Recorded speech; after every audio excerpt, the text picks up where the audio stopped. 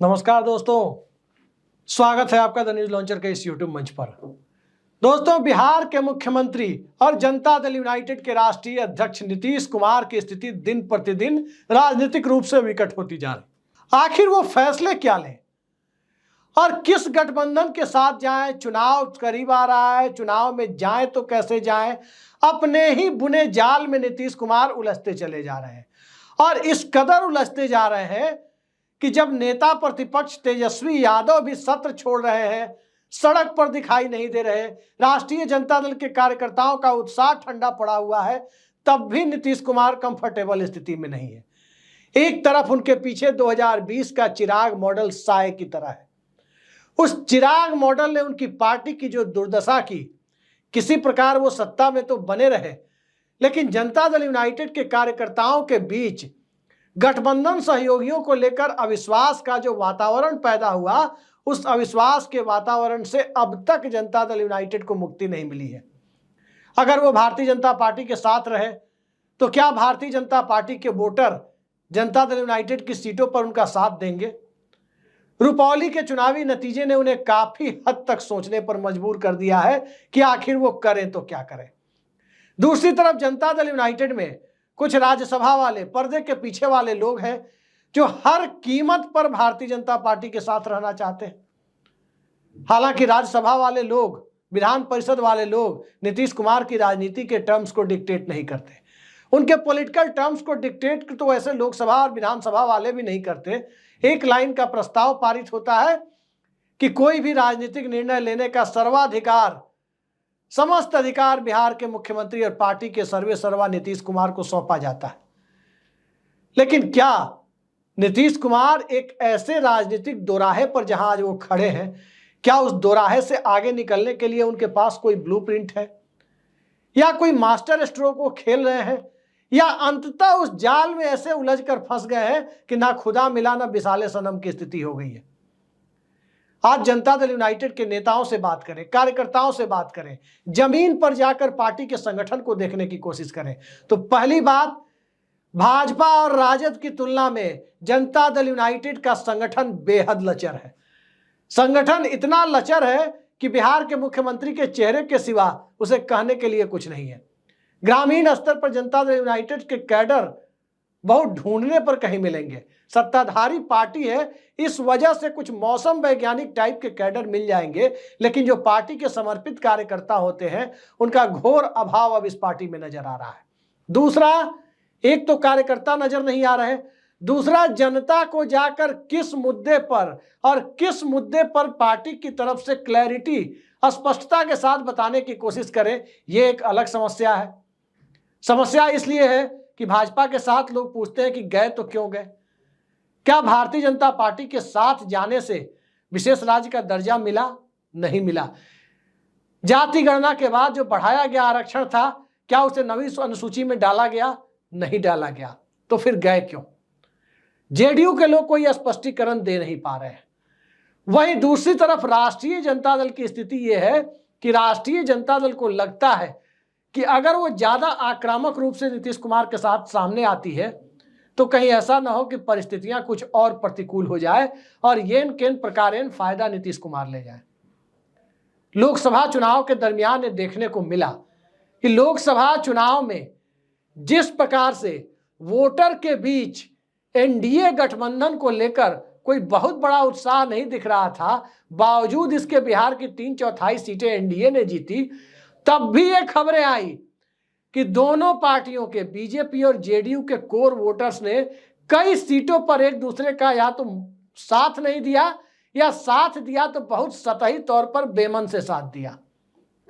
सियासत ऐसे गठबंधन की होती नहीं है और गठबंधन के सहारे ही जिस पार्टी की राजनीति आगे चलती है, उस पार्टी की स्थिति अब बहुत खराब होती जा रही है। जनता दल यूनाइटेड एक ऐसी पार्टी है कि बिना किसी गठबंधन के उस पार्टी का अस्तित्व नहीं बच सकता।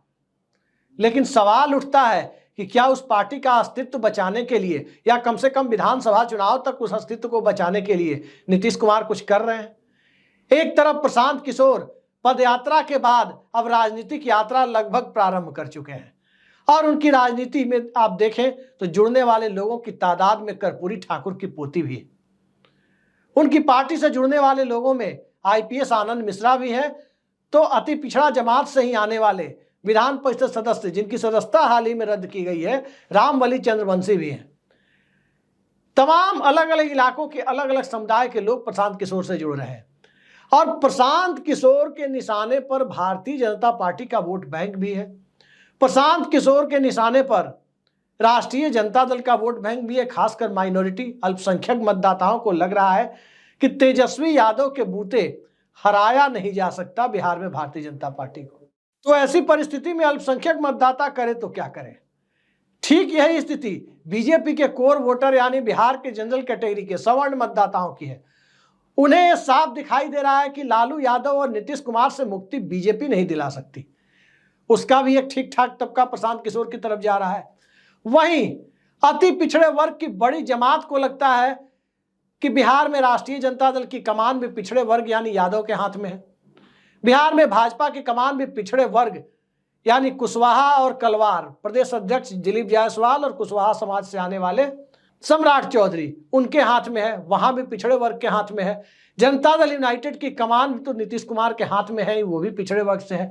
तो ऐसे में अति पिछड़ा वर्ग के भीतर पोस्ट नीतीश कुमार यानी नीतीश कुमार के बाद वो किस पर भरोसा करे, ये स्थिति जब अब उत्पन्न हो रही है, उस स्थिति में जनता दल यूनाइटेड के कैडर के बीच भ्रम की स्थिति और इन सब से आगे नीतीश कुमार की राजनीति और मुद्दों को लेकर जो क्लैरिटी नहीं है, जो स्पष्टता का अभाव दिख रहा है, उस अभाव के कारण जो कंफ्यूजन फैल रहा है, उससे अति पिछड़ा वर्ग को भी लग रहा है कि अब नए राजनीतिक ठिकाने की तलाश अभी से शुरू करनी होगी। और यही स्थिति नीतीश कुमार की राजनीतिक पोजीशन को और कॉम्प्लिकेटेड और उलझाती हुई सामने ला रही है कि आखिर वो जाए तो कहां जाए। बिहार में कांग्रेस पार्टी मतिभ्रम की शिकार दिखती है।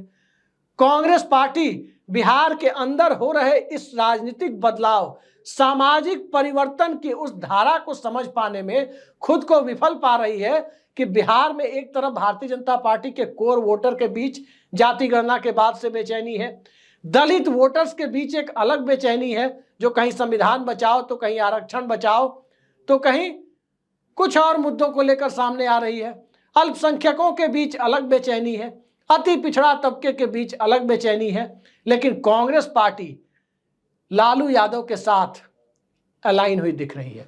कांग्रेस पार्टी, याद रखिए, कांग्रेस पार्टी के मुद्दे जनता दल यूनाइटेड से मिल रहे हैं। नीतीश कुमार जाति गणना की बात कर रहे हैं, बिहार में करा भी चुके हैं। राहुल गांधी देश में कराने की बात कर रहे हैं, संसद में भी ओबीसी का मुद्दा उठा रहे हैं, एससी एसटी का मुद्दा उठा रहे हैं।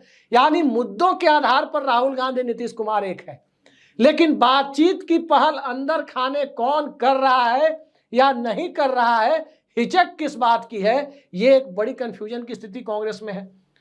नीतीश कुमार की तरफ से भी कंफ्यूजन की स्थिति है कि बात करे तो कौन करे, क्योंकि नीतीश कुमार की कोर टीम में, पार्टी में जिन्हें ऊपर कार्यकारी अध्यक्ष बनाकर भेजा गया है, उनके बारे में आम धारणा है कि वो भारतीय जनता पार्टी के साथ संबंधों को बनाए रखने के हिमायती हैं। संसद भवन में भी वो प्रधानमंत्री के कसीदे पढ़ ही रहे हैं।